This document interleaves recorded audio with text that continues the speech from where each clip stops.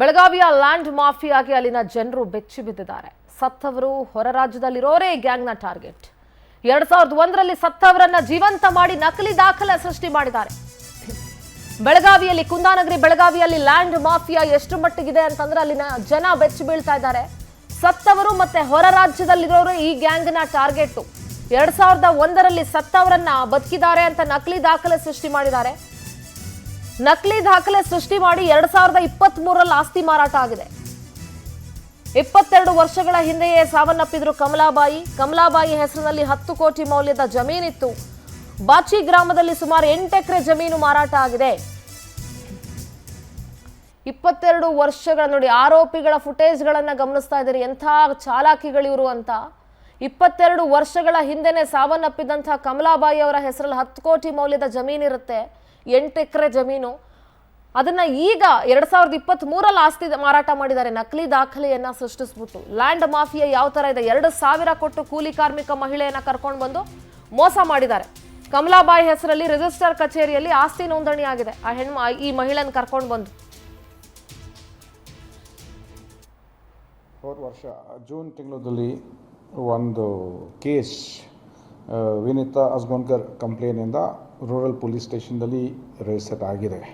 Crime number 110/2024 under section 465, 467, 468, 471, 420 ಮತ್ತು 120B. ಇದರಲ್ಲಿ ಕಂಪ್ಲೇಂಟ್ಲಿ by name ಒಬ್ಬರು ಸಜಯ್ ಸಾಗರ್ ಜಾಧವ್ ಅಂತ ಕಂಪ್ಲೇನ್ ಅವರು ಮೆನ್ಷನ್ ಮಾಡಿದ್ದಾರೆ. ಅವರ ಕಂಪ್ಲೇನ್ ಏನಿದೆ, ಈಗ ಬಚ್ಚಿದಲ್ಲಿ ಮೊದಲು ವಿಕ್ಟಿಮ್ ಹೆಸರಲ್ಲಿ ಒಂದು.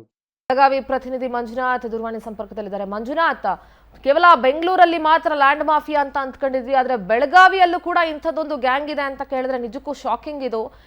ಸತ್ತವರ ಹೆಸರಲ್ಲಿ ನಕಲಿ ದಾಖಲೆಯನ್ನ ಸೃಷ್ಟಿ ಮಾಡಿರೋದು 7 ತಿಂಗಳ ನಂತರ ಈಗ ಪೊಲೀಸರು ಈ ಪ್ರಕರಣವನ್ನ ಬಯಲಿಗೆ ಎಳೆದಿದ್ದಾರೆ. ಸದ್ಯದ ಅಪ್ಡೇಟ್ಸ್.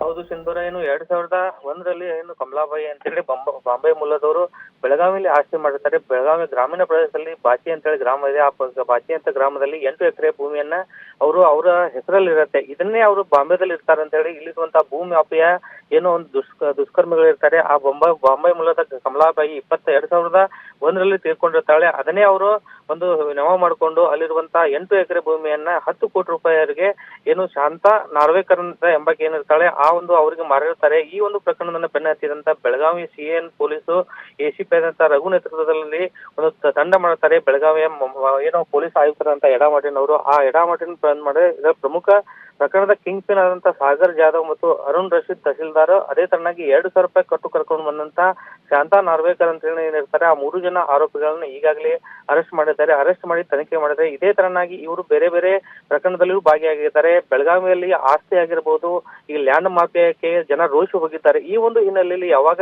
ಬೆಳಗಾವಿಯ ಪೊಲೀಸ್ ಠಾಣೆಯಲ್ಲಿ ಪ್ರಕರಣ ದಾಖಲಾಗುತ್ತೆ, ಗ್ರಾಮೀಣ ಪೊಲೀಸ್ ಠಾಣೆಯಲ್ಲಿ ಪ್ರಕರಣ ದಾಖಲಾಗುತ್ತೆ, ಪ್ರಕರಣ ದಾಖಲಿಸಿಕೊಂಡಂತ ಪೊಲೀಸರು ಈ ಒಂದು ಪ್ರಕರಣವನ್ನು CN ACP ಆದಂತ ರಘು ಅವರಿಗೆ ಒಂದು ವರ್ಗಾವಣೆ ಮಾಡುತ್ತೆ. ವರ್ಗಾವಣೆ ಮಾಡಿದ ತದನಂತರ ಅಲ್ಲಿರುವಂತಹ ACP ರಘು ಏನ್ ಮಾಡ್ತಾರೆ, ಈ 3 ಜನ ಆರೋಪಿಗಳನ್ನ ಅರೆಸ್ಟ್ ಮಾಡಿ ಅವರಿಂದ ಆದಂತ ಏನು ಅನ್ಯಾಯ ಆಗಿದೆ, ಬೇರೆ ಬೇರೆ ಇದೆ ಅಷ್ಟೇ, ಈ 8 ಎಕರೆ ಅಷ್ಟೇ ಅಲ್ಲ, ಬೇರೆ ಬೇರೆ ಪ್ರಕರಣದಲ್ಲೂ ಸಹ ಈ 3 ಜನ ಆರೋಪಿಗಳು ಭಾಗಿಯಾಗಿದ್ದಾರೆ ಅಂತ ಹೇಳಿ ಈಗಾಗಲೇ ತನಿಖೆ ಕೈಗೊಂಡು ಬೆಳಗಾವಿ ಹಿಂದಲಿಗೆ ಜೈಲಿಗೆ ಅವರ ಮುದ್ದೆ ಮುರಿಯಲ್ಲಿ ಕಳಿಸಿದ್ದಾರೆ. ಥ್ಯಾಂಕ್ ಯು ಮಂಜುನಾಥ್, ನಿಮ್ಮೆಲ್ಲ ಮಾಹಿತಿಗಾಗಿ.